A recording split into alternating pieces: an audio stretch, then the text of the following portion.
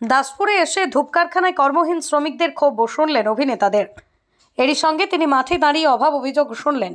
প্রসঙ্গত পশ্চিম মেদিনীপুর জেলার দাসপুরের রসিকগঞ্জের ধূপের ফ্যাক্টরিতে ভয়াবহ আগুন লাগে গত মঙ্গলবার রাত 2টো নাগাদ। আগুন লাগে বৃহৎ এলাকা জুড়ে গড়ে ওঠা ধূপের ফ্যাক্টরিতে। জানা যায় এই ধূপের ফ্যাক্টরিতেই প্রতিনিয়ত 1,500 থেকে 2,000 মানুষ জীবিকা নির্বাহ করে। আর সেই ধূপের ফ্যাক্টরিতে রাত 2টো নাগাদ আগুন লাগে। মূলত দাসপুরের বাসিন্দা রাজকুমার দাসের এই ধূপের ফ্যাক্টরি খবর পেয়ে ঘাটাল দমকল বিভাগ থেকে ঘটনাস্থলে দমকলের 2টি ইঞ্জিন আসলেও কোনোভাবেই আগুন নিয়ন্ত্রণ করতে পারেনি। স্থানীয়দের দাবি কোনো মতেই 2টো দমকলের ইঞ্জিনে আগুন নিয়ন্ত্রণে আনা সম্ভব নয়। এমনকি দমকল অনেক দেরিতে পৌঁছতো বলেও জানান তারা। ধূপের ফ্যাক্টরিতে পুরো এলাকার আগুনে গ্রাস করেছে। ঘটনা আতঙ্কিত এলাকার মানুষজনেরা সেই ঘটনায় ঘাটালে প্রচারে এসে ধূপকর্মীদের ক্ষোভ শুনলেন দেব। কাল সকাল থেকে যখন থেকে আগুনটা লেগেছে তখন থেকেই আমি দিদির সঙ্গে যোগাযোগে ছিলাম এবং অভিষেকের সাথে, এবং তারা যে কথাগুলো বলেছে কি এইটা তো আমরা কেউ জানি না কীভাবে আগুনটা লাগলো, সেটার জন্য তদন্ত হবে এবং এই ফ্যাক্টরি যেন দ্রুত শুরু হতে পারে এবং ফুল ফর্মে যেন শুরু হতে পারে, সেইটা যত রকমের প্রশাসনিক সাহায্য লাগবে সেটা প্রশাসন করবে।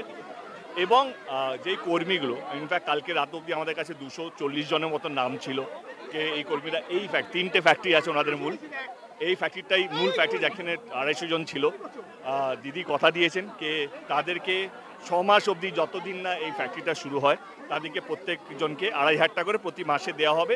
সেটা এই মাস থেকেই, মার্চ মাস থেকেই দেওয়া হবে এবং সেটা আজকে আসার পর যেই লিস্টটা একটু বেড়েছে এবং আমার মনে হয় কি এসডিও এবং তাদের রিপ্রেজেন্টেটিভ এটা নিয়ে আলোচনা করবে এবং যেটা সঠিক হবে সেইভাবেই কাজটা এগোনো হবে।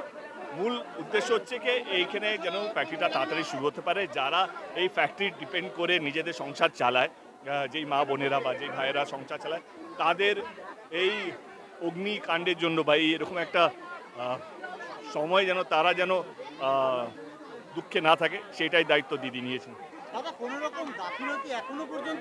দেখুন, এইটা পুলিশের কাজ, যার যেটা কাজ সেটা করা উচিত।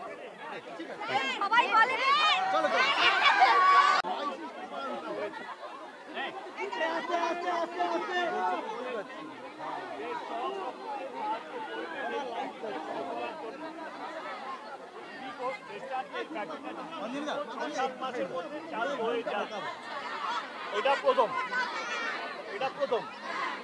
কালকে আমাদের ডিএমের বা এসডিওর পক্ষ থেকে আপনাদের মালিকের সঙ্গে কথা বলা হয়েছিল। তিনি এই ফ্যাক্টরিতে বলেছিলেন যে 200 থেকে 250 জন কর্মীরা কাজ করেন। এটা বলেছিল, আমার কাছে এই খবরটাই ছিল এবং এইটাই আমি জানি।